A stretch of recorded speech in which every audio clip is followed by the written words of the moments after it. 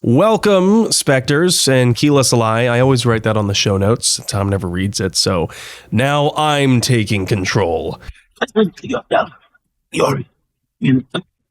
That's right. I'm assuming direct control of the Mass Effect Lorecast because Tom is on vacation.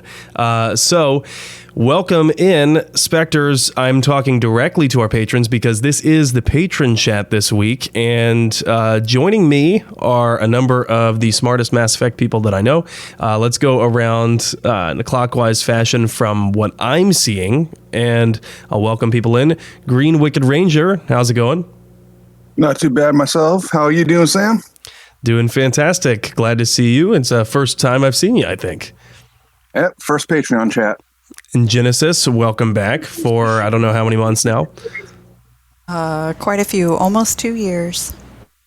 Can't get rid of me. I can't get rid of you. Not even I tried multiple times. M. Jamar, how's it going? Oh man. Turbo Toboggan, how's it going?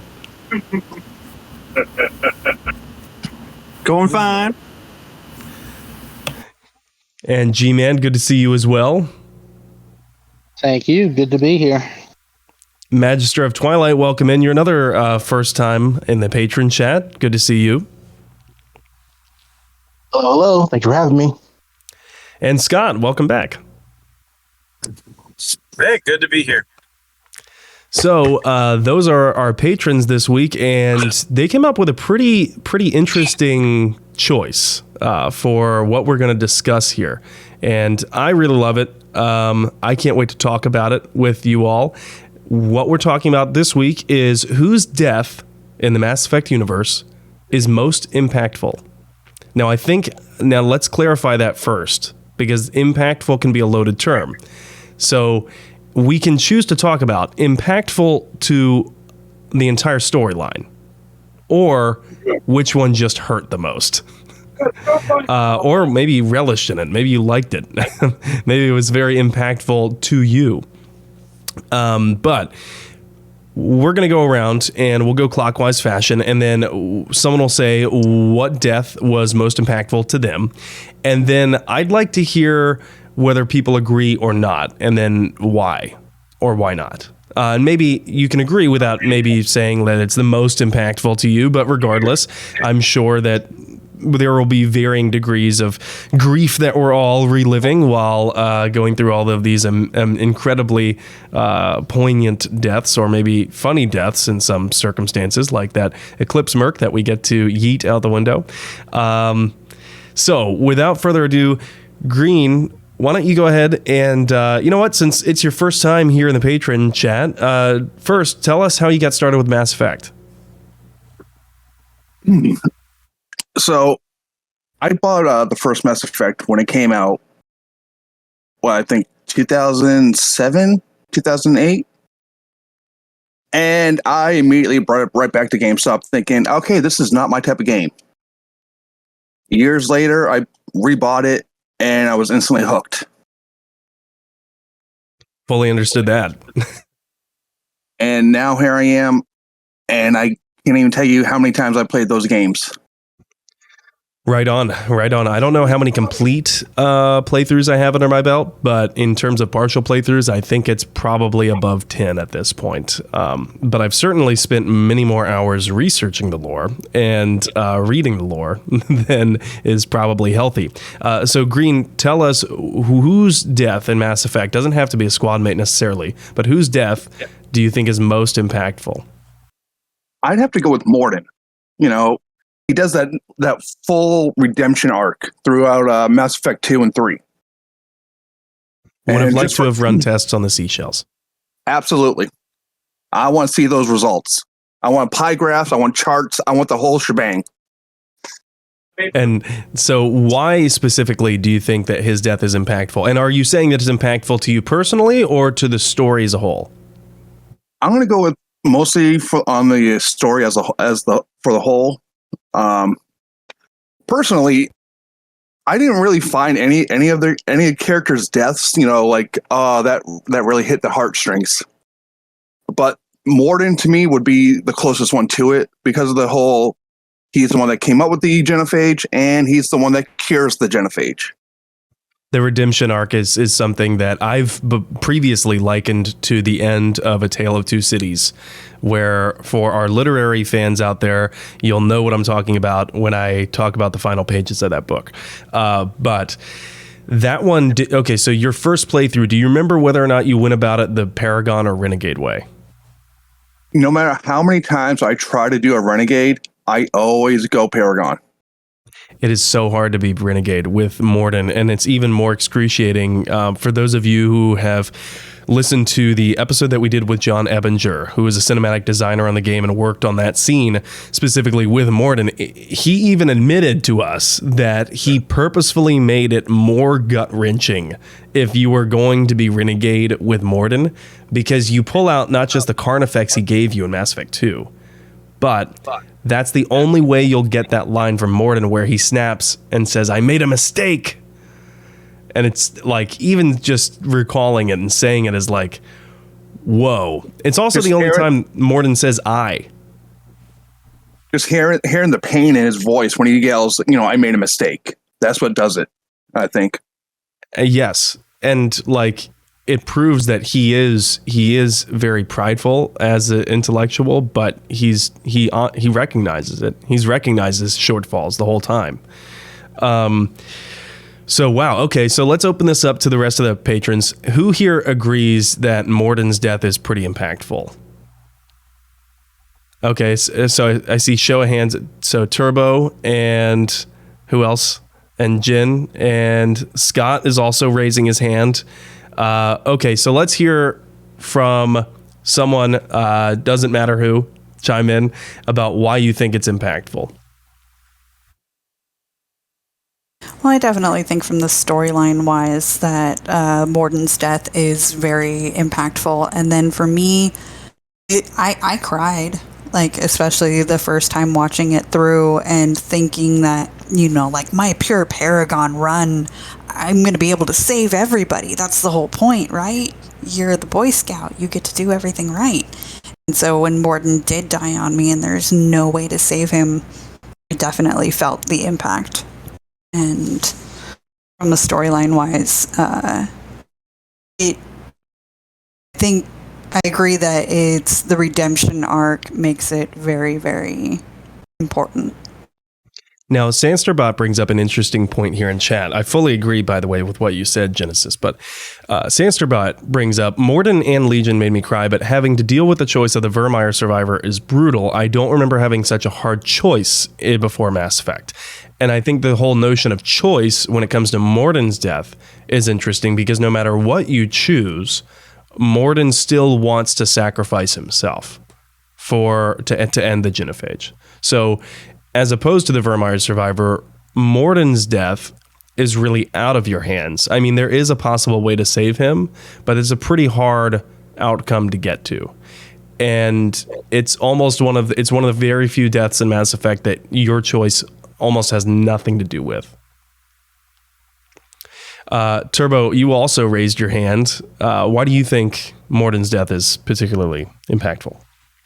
Because like you said, like the only way to save Mordin is to be an evil person, because you're literally condemning a race to a continuance of them having all the hardships of watching their children be born. Absolutely. That is it's like that's like an evil thing. It's like to save one, you are condemning, I don't know, millions, but at least thousands of children to death. Yes, and it's so much more. You bring up an interesting point. Mordin's death is not about Mordin. It's about everyone else. So it's a very interesting point. Scott, you had raised your hand too. What do you think? Yeah, I think that's where I'm coming from too, especially because I'm a completionist when I play. And so I talk to all the squad mates as many times as possible.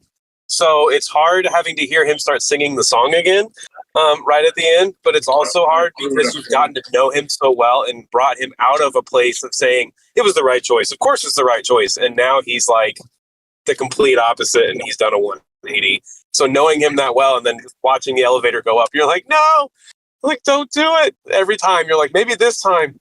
And you can't stop it. Hades Town or something, where you're like, maybe the Hades and Persephone story will be different this time, and Mordin's not coming down that elevator.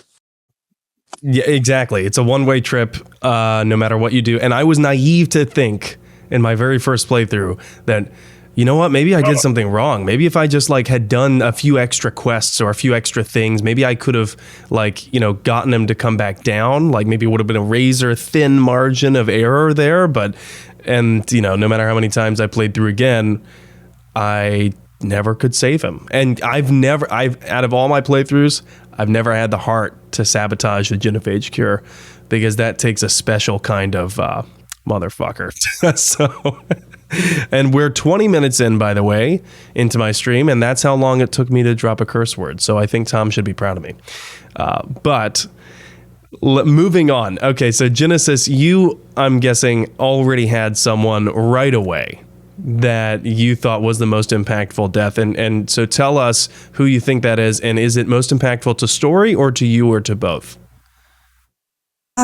It was definitely to me, because the death that impacted me the most was on my first playthrough. I lost my Miranda, and that totally sucked. I dealt with it. I then lost Tali in Mass Effect 3, and it was the first time out of my entire trilogy playthrough that I went back and save scummed, because I could not deal. I could not. I was like, no, something went wrong. Specifically, what about that scene was like the dagger under your ribs? Well, the scene that I'm talking about is on Rannoch, when trying to convince the Geth and the Quarian to work together. And I made a mistake leading up to that, to where I could not broker the peace between them. And I was siding with the Geth because I didn't want to kill off Legion. And I was like, but Tali loves Shepard, and so they'll be fine. And then it's not fine. And she dies by her own hand. And it hurt so bad, with the most evil Paragon interrupt possible, where you have the option to pull a Paragon interrupt, and you reach out as if to grab her, and you miss.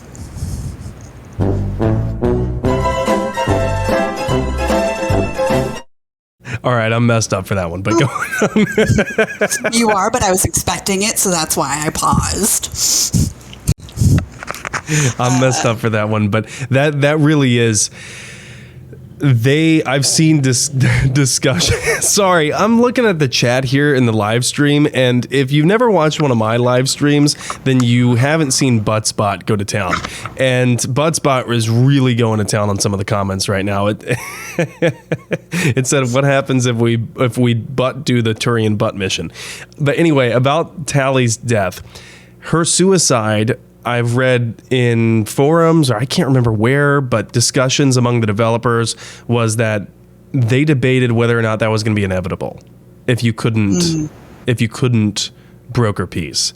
And ultimately they decided that if you can't, and the Quarians do get wiped out, that it doesn't matter. Tali does die, and she does commit suicide. And just like the episodes that we were just doing, when you review that final message that her father sends to her, and all of what happens after that through Mass Effect 1, 2, and 3, it completely makes sense why the pain would just be so immeasurable for Tali. Everything she's done to this point was for her people. It wasn't for her. And, for Shepard too. But yeah, I agree with that. Who here agrees with Jin that Tali's death is very impactful? All right, I see you raising your hand, Magister. Why don't you tell us why her death is impactful to you?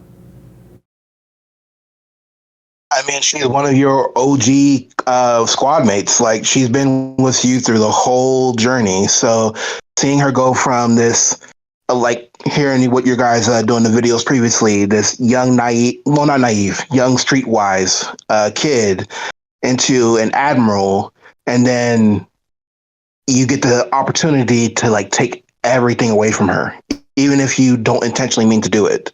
And just to see her being so devastated that she's willing to just jump off the ledge like that is just, it's rough. And it also carries with it the death of a nation, the death of the people. Well put. Yeah, it's like a Game of Thrones style terrible scene that happens for anyone that watches Game of Thrones. Like, that one hurt worse and felt more out of left field than watching the Red Wedding for me. Just because it wasn't, a room full of people. It was millions of the rest of their race. And then the one person that you've known since Mass Effect 1, the one Quarian you've known since Mass Effect 1, just ends her life. Okay, let's move forward. Jamar, who do you think had the most impactful death in the series? Yeah, mine was actually Tali. I mean, Jen said it all. Like, it was just, that was because I was not expecting that. I thought, well, my first playthrough, I didn't actually have the DLC that you needed to, because there's like a mission on one of the DLCs, and I didn't have it, so I automatically wasn't going to be able to save her. So that was just really sad. It was like, it was just, she was that broken that it was something that it almost seemed out of character, because she didn't seem like a person that, to give up hope. And just seeing that was like, damn. And then, fuck BioWare for like screwing with us like that, like with the Paragon, and then the camera pan down to see my hand with no tally. Like, yeah, that was a little messed up. Yeah, that was rough. Yeah, that was. You know what that was? That was the Paragon version of the Renegade thing with Mordin's death, where they really wanted to like stick it to you, and they wanted you to feel terrible, and that's exactly what that was. So yeah, Day Laid in chat says cinema. Yes, absolutely. Fully agreed. So who here? You know what? Since Jamar's was also Tali, who here disagrees? Who here thinks that Tali's death is not impactful? Or rather, who here could make the argument that Tali's death is not impactful? Turbo, I see you mouthing some words, but we cannot hear you. That might have been on purpose. I think maybe he's swearing up a storm over there. And yeah. I had it muted. I was just saying, get out. Okay, so you know what? I'm going to be devil's advocate. I'm going to put forth an argument that Tali's death was not impactful because she's just one Quarian. The rest of her race is already wiped out at that point. And I don't know how Quarian reproduction works, but I'm guessing if she's the last of her race, then and there's no other Quarians, then there aren't going to be any more Quarians. Which would mean that the Quarians are doomed anyway. And it doesn't come until Mass Effect 3. And with the Quarians gone, what is the war asset differential with Quarians gone, Tali still here, and Tali gone, Quarians gone? So that's my argument that Tali's death is not impactful. I can honestly, from a gameplay standpoint, say that it is, from a war asset standpoint, it's exactly the same. The Geth and the Quarians are worth the same amount of war asset points. Gameplay. No difference there. Tali is not the last Quarian, because not every Quarian was on the flotilla at the time. Good point. We know that they're... Yeah. So... she could still have babies. Or, yeah. Absolutely. Yep. And Another Jamar. counterpoint. Oh, I'm sorry. Go ahead, Madge. Let's say another counterpoint. We literally have the DLC for Shepard having to deal with his own clone. So not like we couldn't add some more Quarians into the stream with cloning technology. There you go. We do know cloning is possible. You're absolutely right. All right. Well, Jamar, I know that you really wanted to chime in with my devil's advocate argument. like she's not just a Quarian. She's built different. She could be like the Quarians are gonna need a leader, and she could be that leader. Like she was with Shepard for 3 years or whatever. You know, she's got combat skills. She's smart. She's a good diplomat, I guess. You know, so she could bring the leftover Quarians throughout the galaxy together. I mean, yeah, it does seem like minuscule in a sense because it's one person, you know, but at the same time, it's like it's a person that was fighting for the Quarians and that was really close to getting them their planet back. So I mean, like one person. I mean, look at Shepard. He's one person.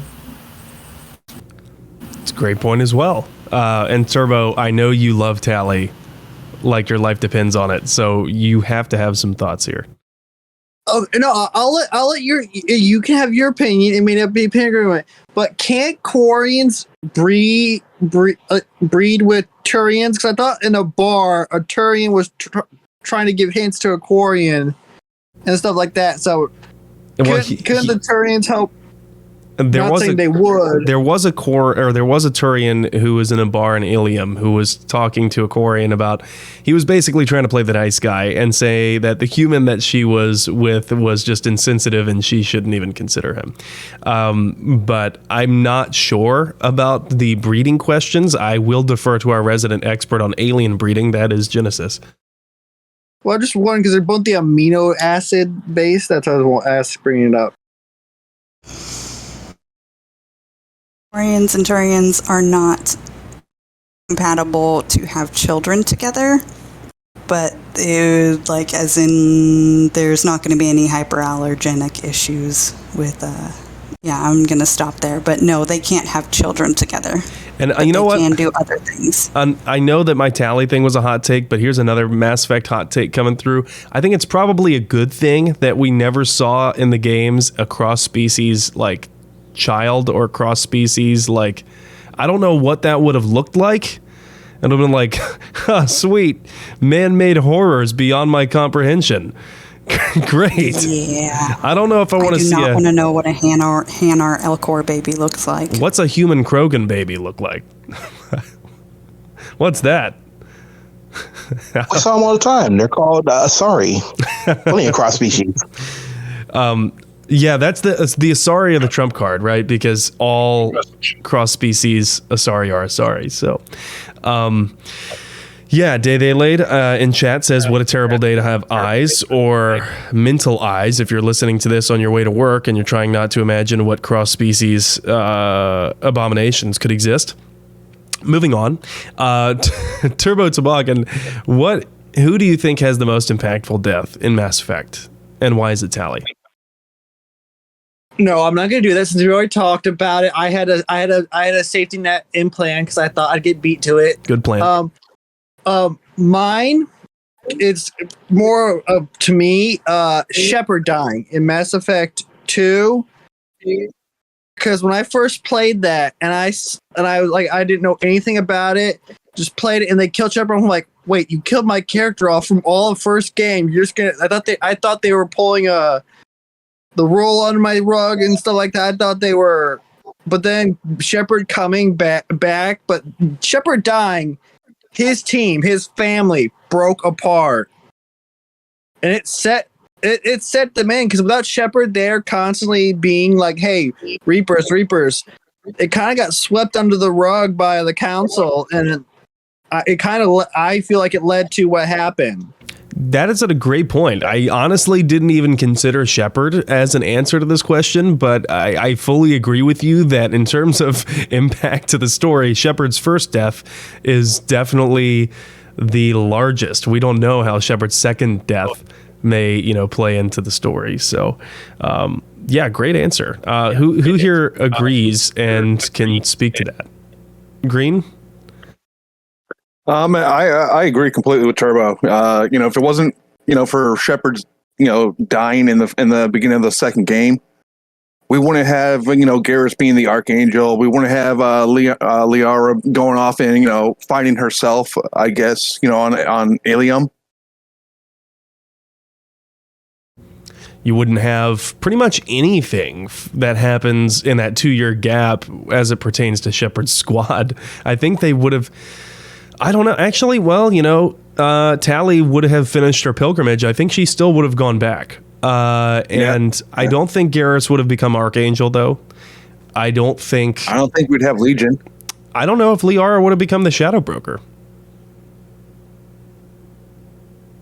We would have not have as many romances as we did. We'd probably still have either whichever squad of the two can't say that word. Those two, Ashley or Caden, we can only have one of them, and then Liara, because without Tali going away and growing up, or without because I don't without Garrus changing or I can't say names today. That's okay. Words is hard. Yeah, we wouldn't have all that different romance in peoples, because we wouldn't need to go out and get another crew. We'd have our still OG crew. True. Yeah. I don't know if Shepard would have ever. Well, you wouldn't have gotten the dossiers right from the Elusive Man, because I don't know if Shepard would have ever teamed up with the Elusive Man if Shepard didn't die. So that's a great point as well. The Krogan wouldn't be unified under Wrex either. They'd still be kind of warring, because Wrex would be with you fighting the Reapers. That's absolutely right. I mean, it's all speculation, right? But I think that's pretty accurate. Did anyone else have a comment they wanted to throw in here about Shepard's death? First death. I fully agree with Turbo. Yeah, great point, Turbo. Didn't even consider that one. All right, moving on. G-Man, who do you think had the most impactful death in the Mass Effect universe?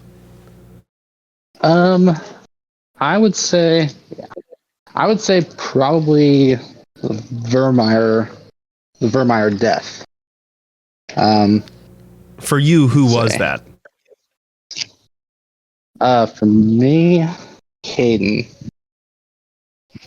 For me, it was Caden. All of the Caden stands are now converging on your location. I know. I typically romance Ashley, so that's a foregone conclusion. Women and children first. Come on now.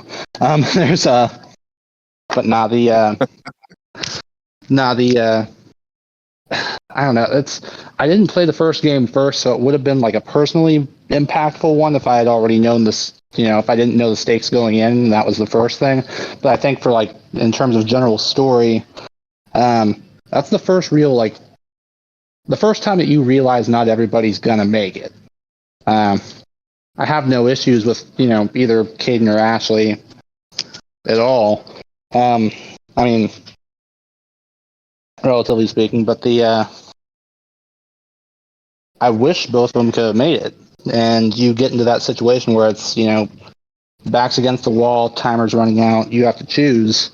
And that's the first significant time where you realize you can't save everybody. And that's something they kind of gloss over in 2, and there's stakes to 2, and not everybody is going to make it in 2 unless you're really, unless you know what you're doing. So you're saying it's a tone 3, setter. Yeah. I think it's one that they hit back on in 3 when you come across Mordin and do that whole thing where it's like, yeah, not everybody's going to make it out, but the first time you really have to deal with that is in Mass Effect 1 on Virmire. And so I think from a story perspective, I think that's the most impactful to me. And it just comes out of left field. I remember in 2007, I was playing through Mass Effect 1, and you're just kind of chugging along, and then, unless you had it spoiled for you, you get to Virmire, and then you're just kind of like, it comes at like such a transitory moment, if that makes sense. You're not even there's no build up. You're just kind of on your way somewhere, and then things happen so fast. Exactly. So sudden. Things just happen, and then they're like, "Oh, Shepard, you got to make the call," and you're like, "What? I'm not ready for this." And chaos of war. Right. Exactly. So yeah, great answer. So we'll say Virmire death. Who here agrees that the Virmire death is impactful for the whole series? And Magister, I see you raising your hand. Yeah, I remember being a 17-year-old teenager just cracking open this game being like, having that moment of that presented to me. And I remember just waiting for sort of like 10 to 15 minutes with Shepard standing over the balcony. I'm just like, I don't know what to do with this. Like, this is the first time I ever had a video game approach me, like being like, hey, you got a vital decision to make. Who knows? Who knew that would be a lifelong journey with the Mass Effect series? But yeah, that was definitely the first time I ever had like a video game confront me in that way, being like, you have to choose which one of these people are going to die. Right? Yeah. You know what? I'm trying to think if I ever played a video game before Mass Effect 1 where it wasn't baked and set in stone that a character would die. And I honestly don't know, aside from like open sandbox RPGs where, anyone can die. So I don't think so. And that's a great point. All right, so I saw a few other hands go up when I opened it up for the Virmire Survivor. Jamar, I think you had something to say. It's really impactful in terms of how it affects the story going forward. You can choose one person, and it's I wouldn't say totally different, but it's still a different path. I will say though, like, me first playing it, I feel like emotionally it wasn't as huge of an impact. Maybe because with Kaidan, I was a guy playing as a guy, so you can't really get that real deep friendship with the same gender. So it's like I probably wasn't so attached to Kaidan, and I ended up saying Ashley, so I was probably closer with her. But overall, like it still has an emotional effect because it's like, damn, like who do I choose? Like I'm gonna be responsible for this person's life, so it's heavy. It's heavy in terms of a plot, and also in terms of just the way it makes you feel. Absolutely. That one is really rough if you decide to go with a meaningful tragedy playthrough and you willfully sacrifice the person you were planning on romancing. That one's like, if you're a masochist, that's the way to go. If you want to just be like, yeah, just fucking put the clamps on and twist, there you go. I do that on my hardcore or on my insanity runs. Gives me extra anger going into Mass Effect 2. Narratively, I really think that it's like a good call because by the time you get to Mass Effect 2, you're like so over everyone's shit that it allows you that pivot to a more renegade playthrough.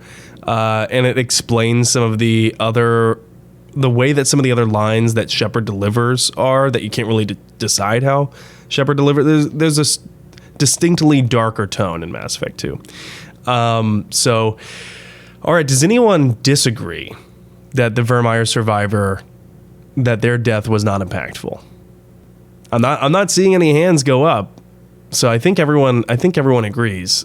We still have to talk to Magister and Scott about who they think are the most impactful deaths. And if you're listening to this in your car radio on your way to work and you're screaming at the top of your lungs that no one mentioned your favorite / most impactful death, well, don't worry. We still got Magister and Scott and me to talk about our most impactful death. So, Magister, who do you think has the most impactful death of the Mass Effect universe? And keep in mind, this doesn't have to be a squad mate. Well, first, I think the most impactful death is, of course, Xander, the big stupid jellyfish that we had to take out to defend the Hanar society. I'm kidding, of course. But I definitely have someone who I feel is most impactful is someone who is attached to Hanar, and that's Thane. Thane's death to me was one of the most brutal outright to see. Thane was his whole Keppel syndrome. It's very similar to like a family member of mine who had a similar like lung issue that ended up taking them out the same way that it took him out. So it was definitely something that was a lot more personal, impactful to me, seeing the way he died. Especially him going out like a champ, defending, I believe was a counselor or one of the council members. Yes, the Solarian counselor. Getting hit by Kai Lang, like, when I tell you I normally play a pure Paragon role throughout the Mass Effect, but I've never clicked a renegade interrupt so quickly as I did to stab Kai Lang because I felt Shepard when he's like, that's for Thane, you son of a, like, I love that. Like, oh, you definitely deserve every bit of this blade in you right now. Like, and just the, like, when he was his son coming in there and being with him and him giving a prayer in his last moments, and then you reading the book with his son, and then having that moment of, wait a second, like, this doesn't make sense. Why am I reading this portion? He's like, oh, well, he's already prayed for himself. He's praying for you.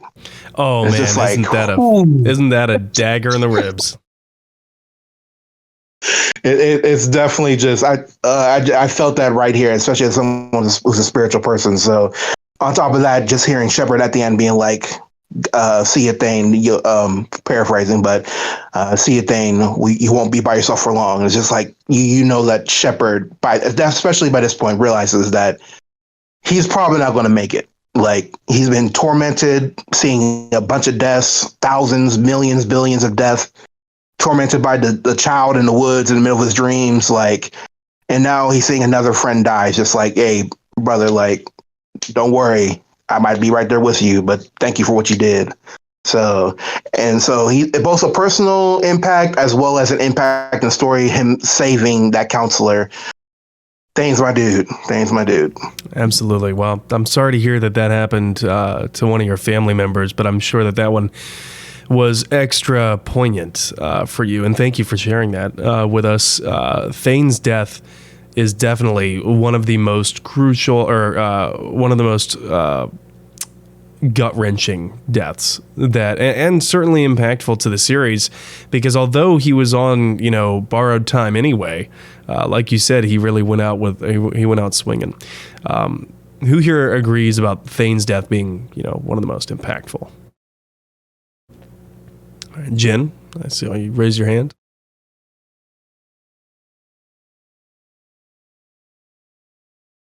Oh, no, I fully agree that it is very, very tragic, but also I really love it and respect it for what it is.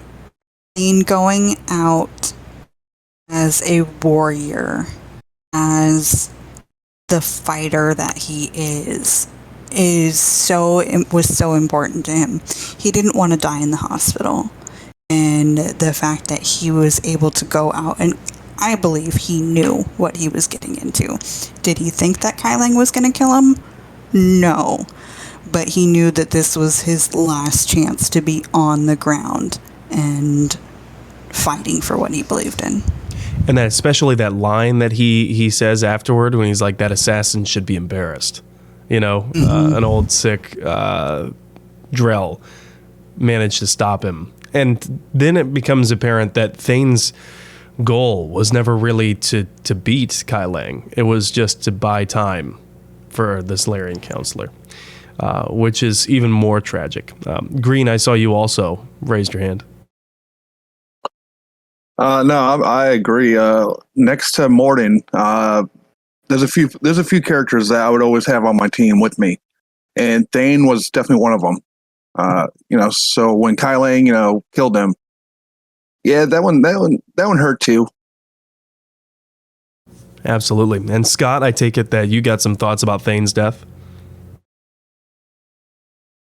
I think the thing about Thane's death is the way they do like the slow-mo shot too. Like you're like, he's gonna make it, and then it's just they slow it way down, so you have to. That's when you know the game is messing with you, just like with Tali. When it slows things down, you're like, oh no, here it comes. Yeah, I got some problems with. I know that they were hamstrung by the amount of animations that they could use in different cinematics, but it felt like, is this master assassin really charging a guy with a katana? So yeah, I knew when they did the slow-mo, I'm like, well, he's dead. Does anyone think that Thane's death is not that impactful? I can make the devil's advocate argument again, but it looks like, okay, Jen, you have thoughts? I mean, I could make the devil's advocate argument as well. Do I believe in it? No. But I mean, the argument is, his death didn't actually impact anything. except for our emotions. You know, what did it impact? Well, It save doesn't the Solarian impact the counselor's storyline. life. But Paddock Wicks does the same thing, or whoever his replacement is. If Thane died in the vents, I think the counselor can be killed. definitely can. Wait, no, the counselor, that's a woman Solarian, right? But Thane's death doesn't actually affect the storyline moving forward. Agreed. And Thane was going to die anyway, as cold as that sounds. So if you're going to make that argument, then you might as well go full in and make that argument. And Jamar, I think you got some thoughts on this one. Say, at least we don't have to hear about Kai Lang. Like that, to me, makes it all worth it. You never have to see his face again. Yeah, Edgelord Supreme. Oh my god, that guy lives on 4chan. I cannot stand Kai Lang. Talk about favorite deaths. Kai Lang's definitely my favorite death. But all right, I think we still got G-Man. Is that right, G-Man? I'm a little thrown off now because the actual order of the tiles here in front of me on this voice call has changed.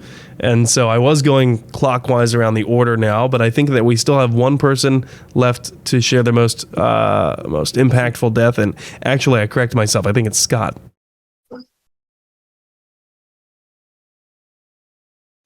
Yeah. For me, sorry, I'm trying to put something else on for my kid to watch. For me, the most impactful death is Wrex. And it's because Wrex can die either one of two ways. And so I think if you lose Wrex in Mass Effect 1, it just changes the whole narrative of the story because, coming in Mass Effect 2, when you show up onto Chunka, it's just different, and it just makes it weird when it's not Wrex and it's not your buddy. And so like that, I think is a really impactful death. But then if he lives, but then you sabotage the cure and the way that he dies in Mass Effect 3, where you just gun him down and you're like, I don't know, some crazy Krogan on the docks. Like it's such a, like he can die. I think that's part of why it's so impactful to me is that he could die a couple of different ways. But generally speaking, it's you shooting him or your compatriot shooting him.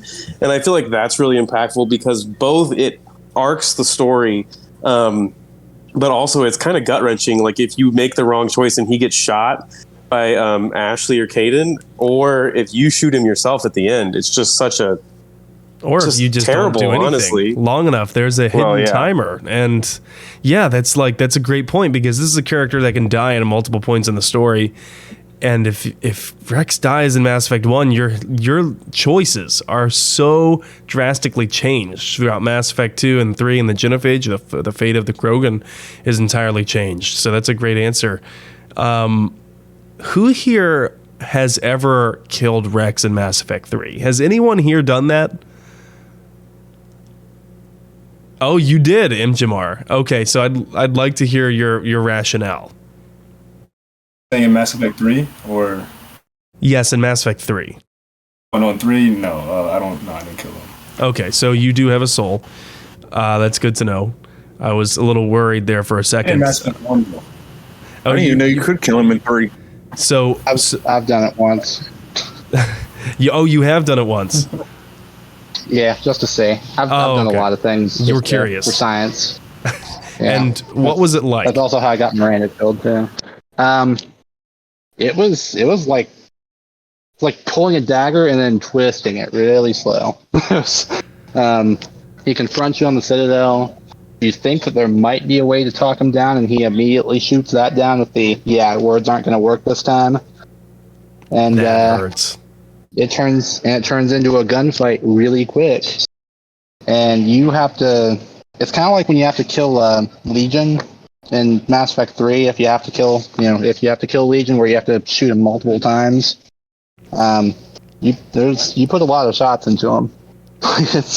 it doesn't make it easy on you. Yeah, and then he falls to his death, right? He falls to his death in the Citadel. I've seen that scene on YouTube. Never had the heart to do it myself, especially after watching it on YouTube. I'm like, well, I know what happens now, and I don't ever want to be responsible for that. So, all right. And then the cold way that you dismiss it afterwards, that's oh, man. Oh, yeah. So who here agrees that Wrex's death is the impactful in Mass Effect?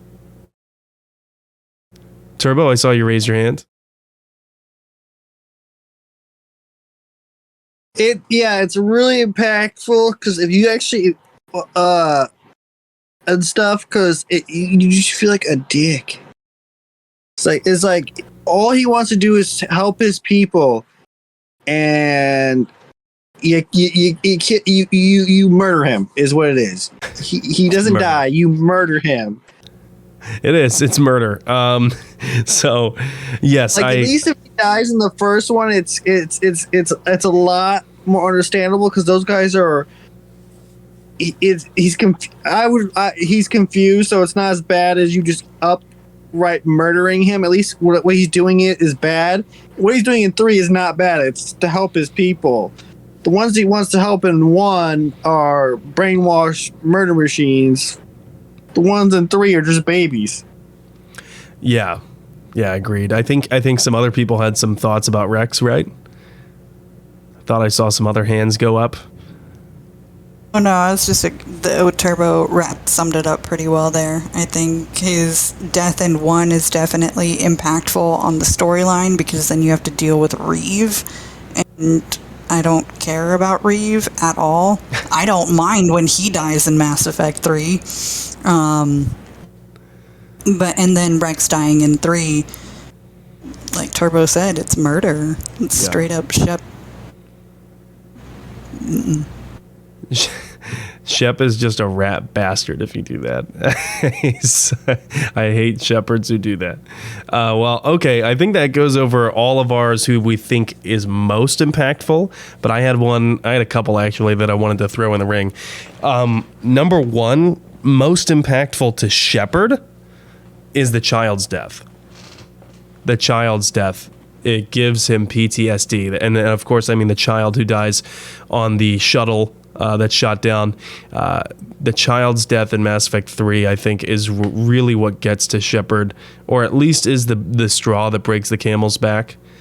Because after that, Shepard has such clear indications of severe PTSD. And that is like the beginning of when you can see Shepard's psyche really starting to break, which is tragic. But most impactful, like powerful and sad to me, Anderson's death. Oh my God.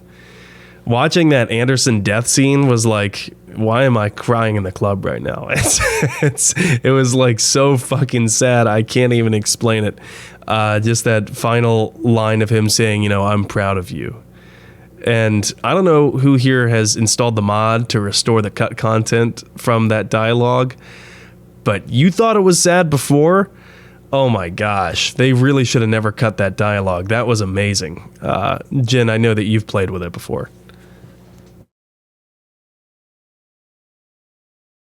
It hurts a lot to listen to it, and if you don't have the capability to mod, I would definitely watch a YouTube video on it. And I will say that just from a dialogue standpoint and from a word choice, playing it as a bro Shep is even more impactful. The way that Anderson says, like, you did good, daughter, doesn't flow as well as, I'm proud of you, son. And so I would suggest doing it as a bro. If you want maximum heart stabbiness. I felt maximum heart stabbiness in that scene when Shepard says, "You did good, son. You did good. I'm proud of you." And then Shepard just, kind of looks over and goes, "Anderson?" And then there's silence. And it's like, wow, fuck, he couldn't have lived like 10 seconds longer, man. I was this close to firing off the crucible. We would have died anyway. But then I'm joking. But that scene is damn really you, powerful. Metagel, for not working. Right? Well, I don't think that it looked like Shepard's Omni tool may have been toast by that point. So maybe there would have been no way to apply the Omni gel or whatnot. I'm not sure. But you know what? Also throwing my hat in the ring for most impactful death, Niftu-Cal. If you encourage Niftu-Cal, the biotic god, to go run out there and show him who's boss, that dude gets thrown into fucking oblivion. Like it is comical, but it is also it effectively amounts to murder because you know damn well that he does not belong on the battlefield, and you can encourage him to run out there, and he dies like pretty promptly. Niftu-Cal, he's my battle buddy. We all know I will follow behind him anytime he goes into battle. You got this, biotic god. I'm gonna stay over here. We're safe. You go have fun. Exactly, the bullet sponge. So, well, I guess that pretty much wraps it up. I think we've gone through more than a few characters in Mass Effect and why their deaths are impactful or not. If you're watching this on YouTube, then you can go ahead and drop a comment and let us know who you think had the most impactful death in Mass Effect. Or if you disagree with one of ours, that you think that, you know what, their death really wasn't that impactful. I'm also open to hearing those arguments very clearly. I think I probably pissed a lot of people off when I was talking about Tali. But that's what I do.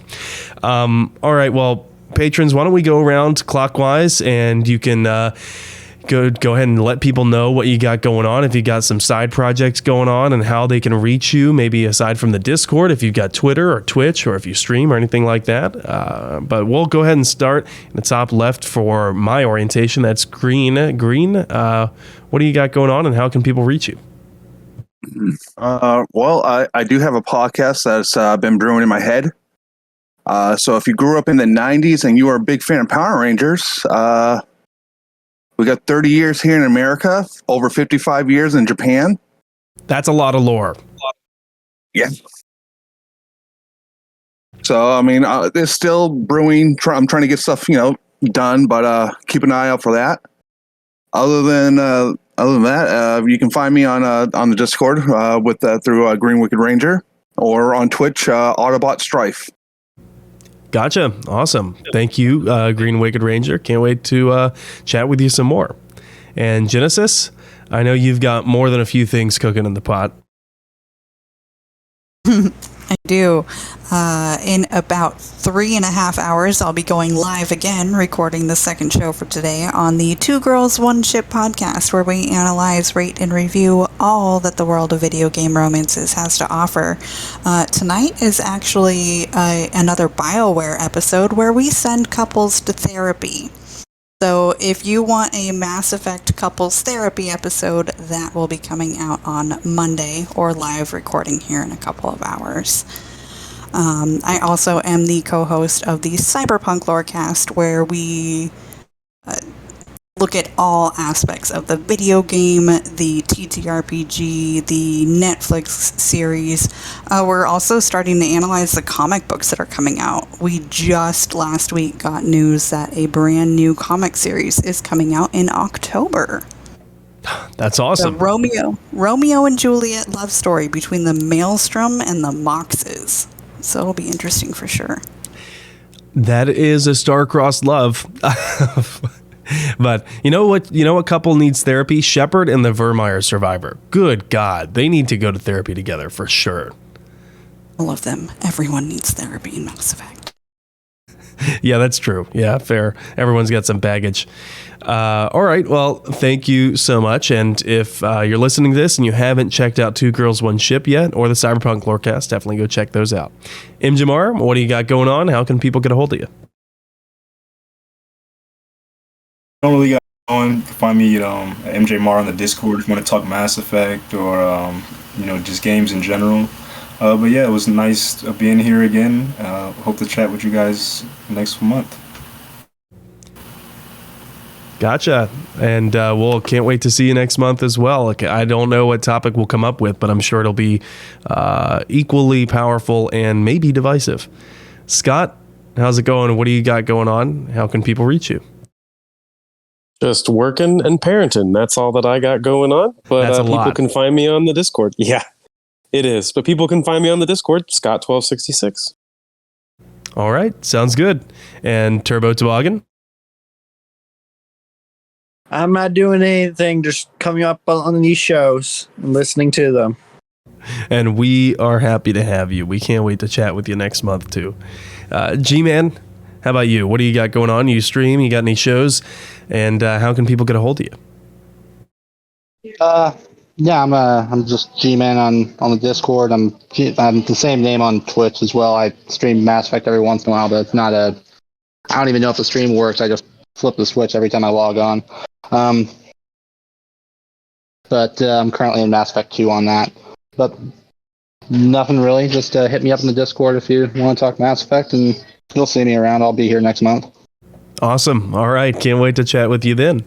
Imagister, thank you for your first time joining. What do you got going on? Do you stream? You have any shows currently or maybe in the future that you got going on? And how can people get a hold of you?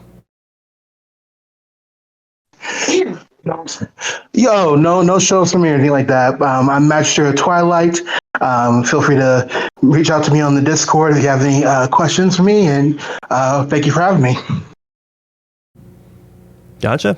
All right. Well, I think that pretty much sums it up. The order of the tiles switched again, so I almost got confused.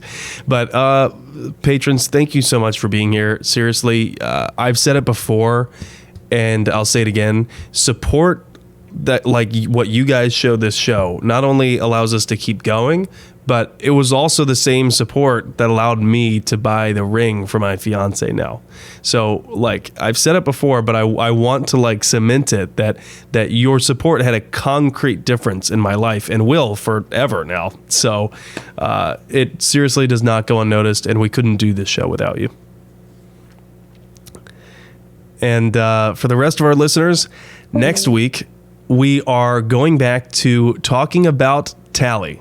So if you were wanting to hear more Tali lore, then guess what? You are not going to be disappointed. We're going to be talking more about Tali, probably here for the next couple weeks at least. And by that time, I think Tom will be back from vacation. So until next time, Spectres, I should go. Logging you out, Shepard.